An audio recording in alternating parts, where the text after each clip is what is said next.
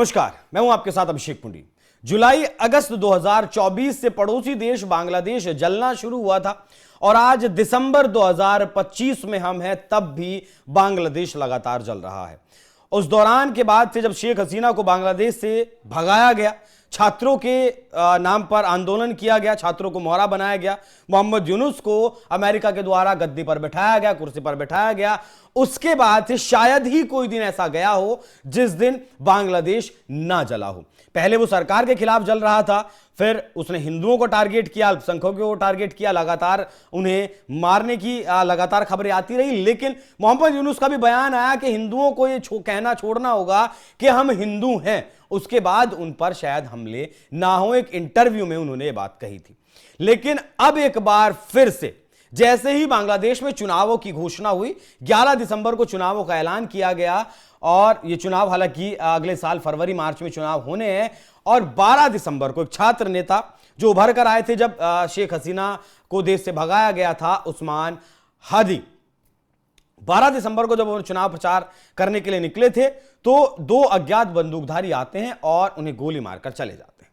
बांग्लादेश में इलाज होता है, इलाज के लिए अब वो कितनी बड़ी शख्सियत बांग्लादेश के लिए थे, इलाज के लिए एयर एम्बुलेंस से आपको लेकर जाया जाता है सिंगापुर में भी इलाज होता है। सिंगापुर में इलाज के दौरान उनकी मौत हो जाती है, बचाया नहीं जा सकता। लेकिन अब यह समस्या भारत के लिए बहुत बड़ी बन गई है। 1971 आपको याद होगा, जब भारत की मदद से पाकिस्तान के दो टुकड़े किए गए थे, बांग्लादेश अलग देश बनाया गया था। उस वक्त भी भारत के लिए बड़ी चुनौती थी, क्योंकि भारी मात्रा में बांग्लादेशी भारत आ रहे थे। वो भारत के लिए एक बड़ी समस्या थी, क्योंकि पाकिस्तान की जो सेना थी वो लगातार बंगालियों को मार रही थी। 30 लाख का आंकड़ा बताया जाता है रिपोर्ट्स में कि 30 लाख बंगालियों को उस दौरान मारा गया था। लगभग 5 लाख महिलाओं का यौन शोषण किया गया था, और यौन शोषण इसलिए किया गया था जिससे कि उनकी नस्लों को बदला जा सके। लेकिन अब जब बांग्लादेश जल रहा है तो बांग्लादेश, ऐसा कहा जा रहा है कि भारत के लिए 1971 से भी बड़ी परेशानी बन गया है। उसके लिए 5 वजहें बताई जा रही हैं कि 5 वजहें ऐसी हैं जिससे कि बांग्लादेश अब भारत के लिए 1971 से भी बड़ी चुनौती बन गया है। पहली चुनौती तो यह है कि जैसे ही आवामी लीग का दबदबा बांग्लादेश से खत्म हुआ, वैसे ही अब जो अल्पसंख्यक हैं बांग्लादेश में, उनके ऊपर कहें कि ये कट्टरपंथी जिहादी मानसिकता के लोग टूट पड़े हैं। कल भी एक युवा को इस निंदा के आरोप में, जो एक कपड़े की फैक्ट्री में मजदूरी करता था, उसे पीट पीट कर मार दिया गया। मरे हुए शव को पेड़ से टांगा गया, पेड़ पर लटकाया गया और फिर उसमें आग लगा दी गई। ये तस्वीरें जो हैं आपके सामने वही चल रही हैं। ये तस्वीरें इतनी विभत्स हैं कि पूरी तरीके से इन तस्वीरों को हम आपको दिखा नहीं सकते। जिस वक्त शेख हसीना बांग्लादेश से भागी थी, उसके बाद किस तरीके से हिंदुओं के मंदिरों को टारगेट किया गया, उनके जो भी संस्थान थे उन्हें टारगेट किया गया, तोड़ दिया गया, फोड़ दिया गया। दुर्गा पूजा तक मनाने के लिए लाखों रुपए, दुर्गा पूजा पंडाल लगाने के लाखों रुपए इन कट्टरपंथियों ने वसूले। नतीजा ये हुआ कि इन 1971 में जो आबादी थी हिंदुओं की, वो घटकर अब लगभग 7 से 8% रह गई है। ये आबादी लगभग 20-22% उस वक्त बताई जाती थी हिंदुओं की। कुछ का धर्मांतरण कर दिया गया, कुछ को मार दिया गया, कुछ भाग गए, जो भी कुछ इनका हुआ। आबादी आज बहुत मतलब निम्न स्तर पर आ पहुंची है। तो सबसे बड़ी चुनौती है भारत के सामने कि कैसे इन अल्पसंख्यकों को बचाया जाए। और ये रिपोर्ट, इसके लिए सरकार ने एक रिपोर्ट तैयार करवाई।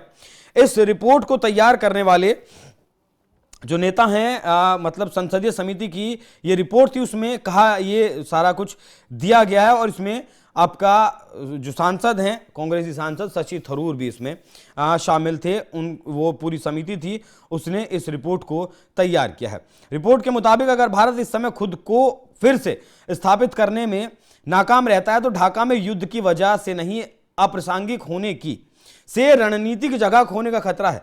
बांग्लादेश में बिगड़े हालात के शिकार असल में अल्पसंख्यक और खास तौर पर हिंदू हैं। हाल ही में 75 साल के एक बुजुर्ग स्वतंत्रता सेनानी और 60 साल की उनकी पत्नी को भी बेरहमी से पीट कर हत्या कर दी गई। कहने का मतलब है हिंदुओं पर हमले रुक नहीं रहे हैं और रुकेंगे भी नहीं। इस साल 18 मई 2025 तक अल्पसंख्यकों पर 2446 हमले का आधिकारिक डेटा सामने आया, और मई के बाद आज हम दिसंबर में हैं, वो डेटा अब तक नहीं आया है। उसके बाद न जाने कितने हिंदुओं की दुनिया को इन कट्टरपंथियों ने उजाड़ दिया है। दूसरी बड़ी चिंता है बांग्लादेश में 3 बड़े बदलाव। बांग्लादेश में जब से सियासी बदलाव हुआ है, भारत ने उसको लेकर पहले की तरह सकारात्मक, प्रगतिशील, दोनों देशों के लिए लाभदायक और भविष्य को लेकर रणनीति जारी रखने की कोशिश की। हर मोर्चे पर अंतरिम सरकार के साथ चलने की कोशिश की, लेकिन वहां जिस तरह के राजनीतिक बदलाव हुए उससे भारत की कोशिशों के बावजूद हालात बिगड़ते चले गए। छात्रों के नाम पर आज यूनुस सत्ता में बैठा है। तीसरी बड़ी जो समस्या है वो बांग्लादेश में चीन का बढ़ता हुआ दखल। चीन ने $370 मिलियन का इस्तेमाल करके उसके मोंगला बंदरगाह का विस्तार किया है। इसके चलते भारत ने अपनी सुरक्षा के लिए खुलना मोंगला रेलवे लाइन में निवेश किया है। भारत ने चट्टोग्राम और मोंगला पोर्ट के इस्तेमाल के लिए समझौते भी किए हैं। यह भारत के लिए बड़ी समस्या है। हसीना के भारत में होने की बड़ी चुनौती है, क्योंकि जब से शेख हसीना भारत में आई हैं तब से बांग्लादेश के कट्टरपंथियों को लगता है कि भारत उनका दुश्मन है, क्योंकि इस बात से हम मतलब इनकार नहीं कर सकते कि शेख हसीना की जो सरकार थी वो भारत समर्थित सरकार थी, भारत के हितों को ध्यान में रखकर फैसले लेने वाली सरकार थी, हिंदुओं के हितों में फैसले लेने वाली वो सरकार थी। लेकिन आज मोहम्मद यूनुस पूरी तरीके से बांग्लादेश को एक इस्लामिक राष्ट्र बना देना चाहते हैं। चुनाव की घोषणा जरूर की गई है, लेकिन शेख हसीना की जो पार्टी है अवामी लीग, उसे बैन कर दिया गया है। खालिदा जिया की जो पार्टी है बीएनपी, खालिदा जिया की तबीयत बहुत ज्यादा नासाज रहती है, बहुत ज्यादा माफ कीजिएगा, अच्छी तबीयत उनकी नहीं रहती है। अब एक पार्टी एनसीपी बनी थी, छात्रों ने जो पार्टी बनाई थी, और एक जमात इस्लामी वहां पार्टी है, तो ये बड़ी समस्या है। चीन का जो प्रभाव बढ़ रहा है लगातार, वो अपने आप में भारत के लिए बहुत बड़ी समस्या है, क्योंकि और बाकी हसीना को जिस तरीके से भारत ने राजनीतिक शरण दी, बाकी जो 2 अज्ञात हमलावर जिन्होंने उस्मान हादी को मारा है, उनके बारे में भी बांग्लादेश में अफवाहें फैलाई जा रही हैं कि वो मारकर भारत में चले गए, भारत के ही वो लोग थे। बाकी 5वीं जो बड़ी चुनौती वो है कि बांग्लादेश में जो कुछ हो रहा है उससे भारत को सिर्फ कूटनीतिक संकट का ही सामना नहीं करना पड़ रहा, इसकी वजह से भारत को आंतरिक सुरक्षा का संकट भी गहरा गया है। बांग्लादेश में लोकतंत्र की तबाही के बाद मोहम्मद यूनुस की सरकार भारत विरोधी ताकतों, खासकर पाकिस्तान के लिए एक बहुत बड़ा प्लेटफॉर्म बन गई। वहां पाकिस्तानी सेना के माध्यम से आईएसआई की गतिविधियां बढ़ गई, आतंकियों की गतिविधि बढ़ गई, जिसे पिछली सरकारों ने दूर रखा था। आईएसआई के पहुंचने का मतलब है भारत विरोधी आतंकी और उग्रवादी संगठनों को सुरक्षित पनाहगार तैयार होना। हाल ही के महीनों में बांग्लादेशी कट्टरपंथी ताकतों ने इस ओर इशारा भी किया था, और जब से ऑपरेशन सिंदूर भारत ने किया है तब से पीओके में तो बहुत ज्यादा आतंकियों का जो लॉन्च पैड्स हैं वो बनाई नहीं जा रही हैं, उन लॉन्च पैड्स को बनाया जा रहा है आपका बांग्लादेश में, और बांग्लादेश से ही आतंकियों को भारत में इन्फिल्ट्रेट करने की कोशिश पाकिस्तान और बांग्लादेश कर रहे हैं, क्योंकि दोनों देश भी मिलकर ये भारत का मुकाबला तो नहीं कर सकते, तो आतंकियों की गतिविधि बढ़ा सकते हैं भारत में।